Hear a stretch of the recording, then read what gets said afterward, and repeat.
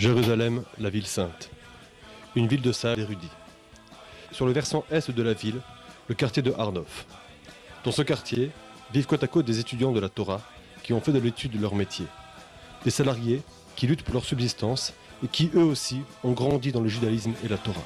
Alors que le quartier n'en était qu'à ses toutes premières années, le besoin fut ressenti de donner un fondement stable à une communauté regroupant dans ses rangs les aspects les plus divers de la population et qui puisse répondre aux nombreuses nécessités de ses habitants. Après des efforts considérables et une détermination constante, a pu voir le jour un centre spirituel susceptible d'assumer cette tâche et qui fut dénommé Keilat Bnei Torah.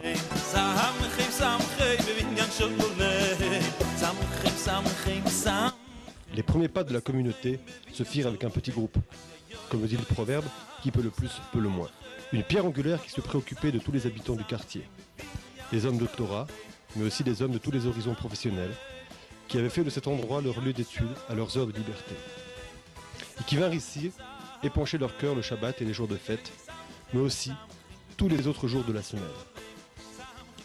De plus, les activités spirituelles commencèrent à prendre forme, comme ce fut le cas par exemple avec l'inauguration d'un kollel, la mise en place de cours, etc. Tout cela sous la direction du Rav de la communauté, le Rav Yitzhak Mordechai Cohen Rubin Shlita, qui dirige cette communauté de la manière dont nous avons appris de nos maîtres en y enseignant la parole d'Hachem, la halacha. Ces activités locales firent leur chemin et s'étendirent, mais nombreuses furent les personnes qui ne purent franchir ces portes et qui durent être malheureusement refusées à cause du manque de place. Au point où il fut décidé de construire un bâtiment susceptible de recevoir toute la communauté. Après plusieurs années de récolte de fonds auprès des gens de la communauté, et grâce aux dons d'autres personnes, la construction de l'étage principal fut enfin terminée, et c'est la communauté tout entière qui fit l'inauguration de ce nouvel édifice en présence des Gdoléador, des grands sages de la génération, qui apportèrent leur soutien à cette remarquable communauté.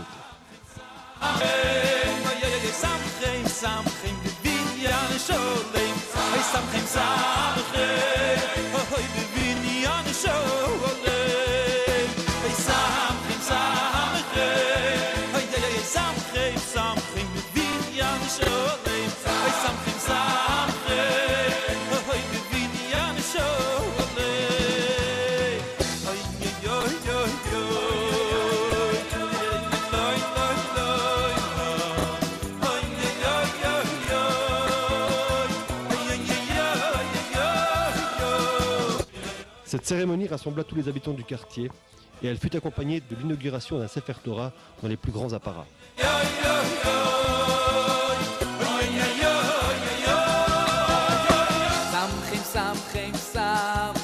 Le nouveau bâtiment provoqua alors un regain d'énergie et de nombreuses activités virent le jour qui rythmèrent notre quotidien, qu'elles soient strictement de Torah, se préoccupant des questions spirituelles, ou qu'elles soient d'un tout autre style, auxquels se donnèrent corps et âme tous les membres de notre communauté. Il est impossible de les passer toutes en revue, mais il nous suffira de donner un aperçu de certaines d'entre elles pour nous instruire sur le reste. La maison de formation rabbinique. Il arrive régulièrement que dans la vie d'un juif pratiquant, de nombreuses questions et interrogations voient le jour, et auxquelles seul un rave qui a reçu de ses maîtres la manière dont il faut traiter ces problèmes est susceptible de répondre.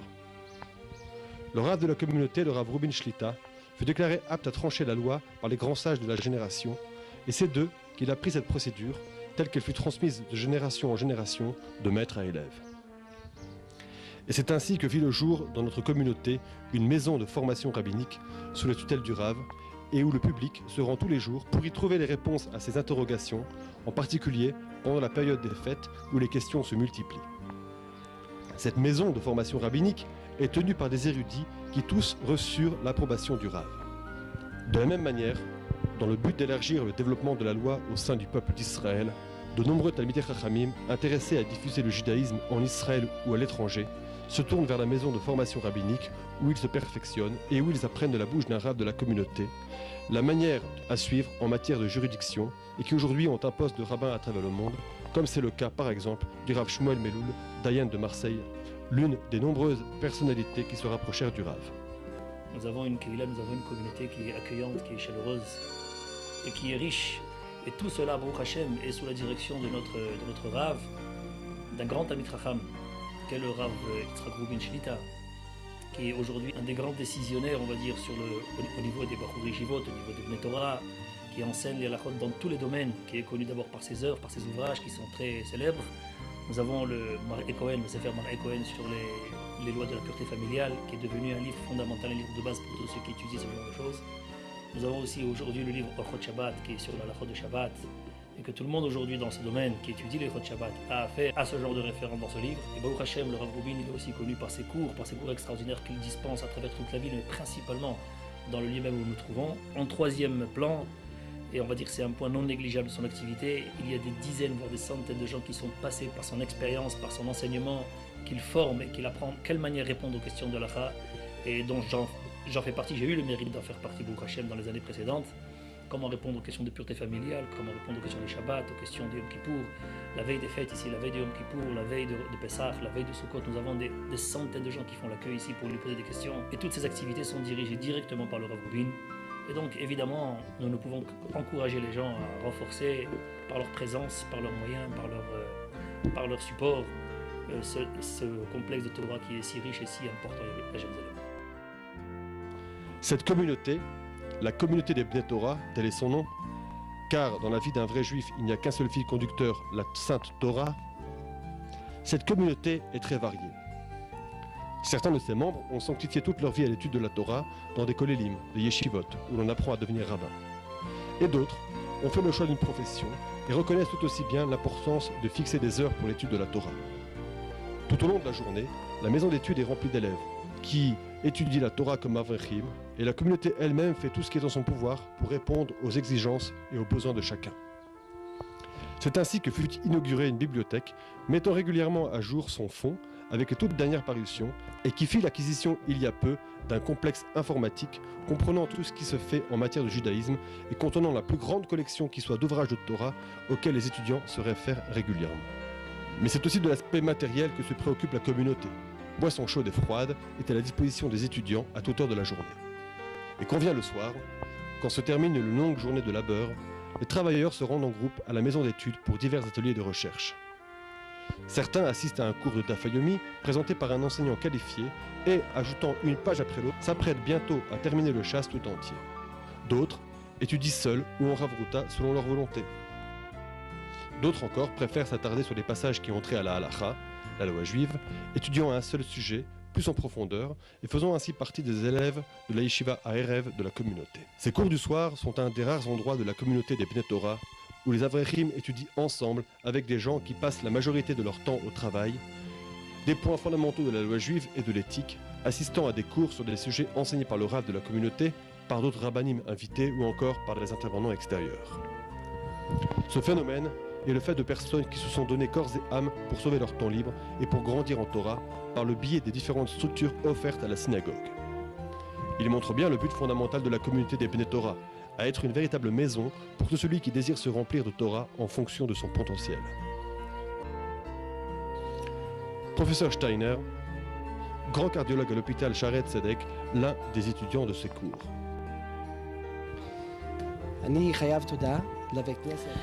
Je suis très reconnaissant envers la qui est sous la direction du Rav Rubin, qui est pour moi un refuge depuis de longues années. C'est un endroit hors du commun, où l'ambiance est agréable.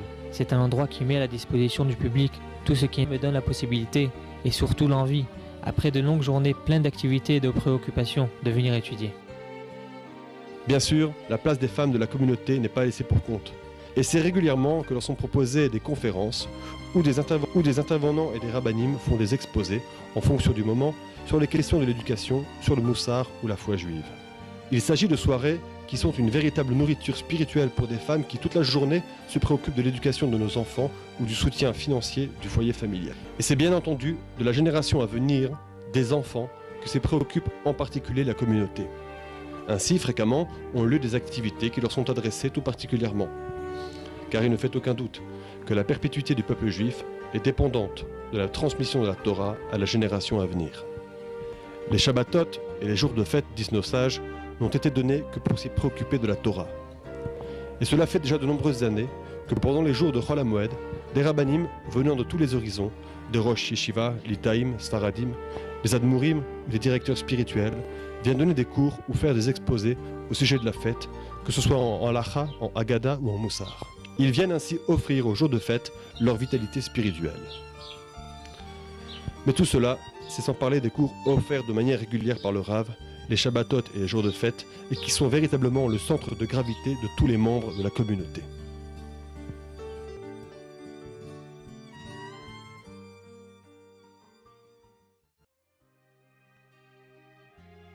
La vie au quotidien en Israël est semée de nombreuses difficultés.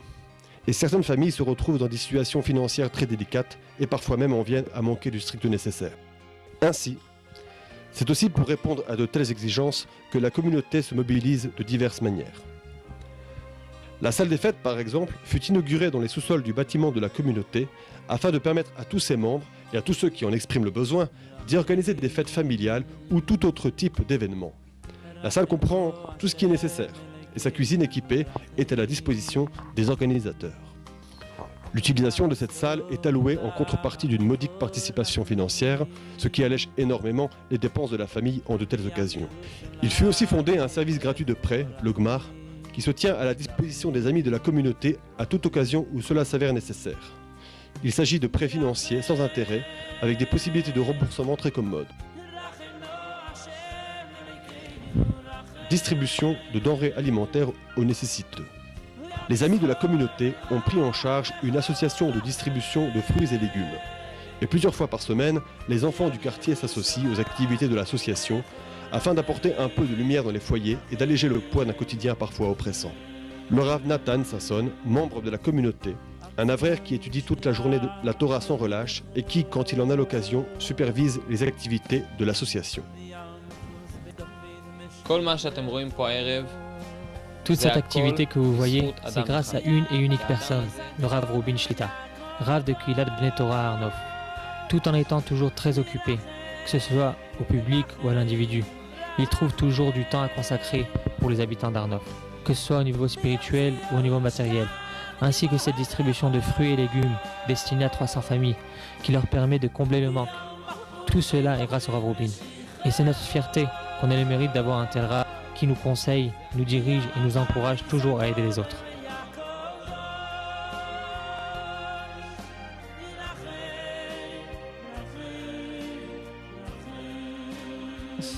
De faire partie, être membre actif d'une communauté très dynamique où notre maître spirituel, qui est le Rav Rubin, une personne remarquable dans tous les niveaux, que ce soit au niveau des cours qu'il donne à l'intérieur de la communauté, que ce soit au niveau de conseils sur les affaires, que ce soit au niveau de conseils pour l'éducation des enfants. Vraiment une communauté où on sent une union qui est générale entre les gens qui étudient, les gens qui travaillent, les personnes, des médecins, ça peut être des médecins, ça peut être des ingénieurs, ça peut être des personnes tout simplement, des gens qui travaillent pour survivre à leurs besoins.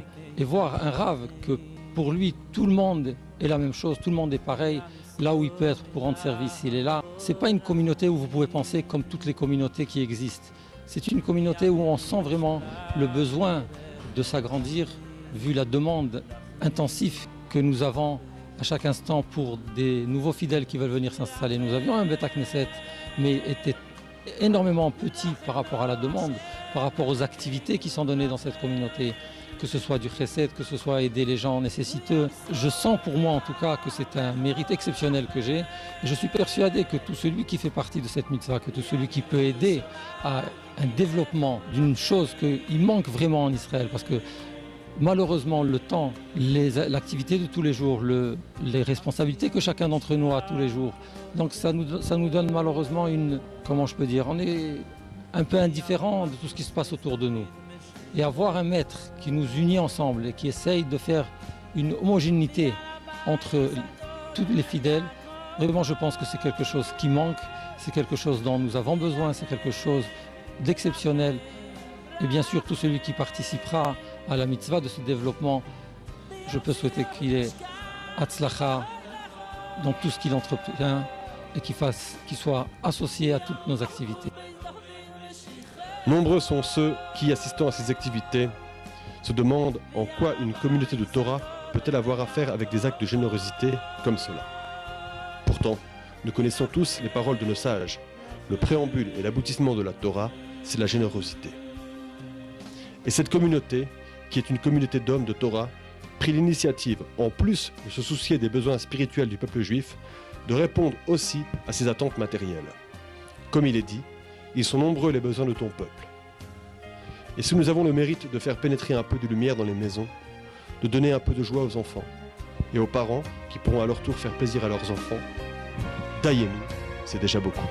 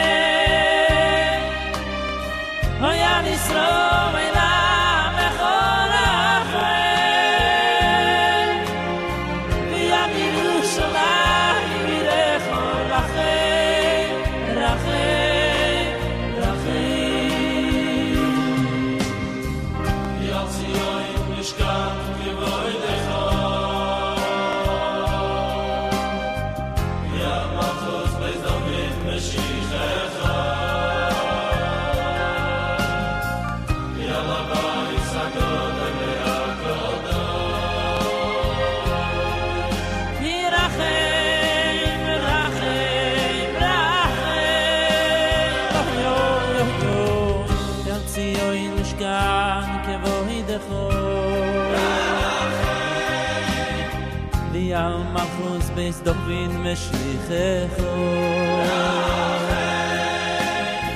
V'yal habayis hagodol veYaakov Rachem, Rachem,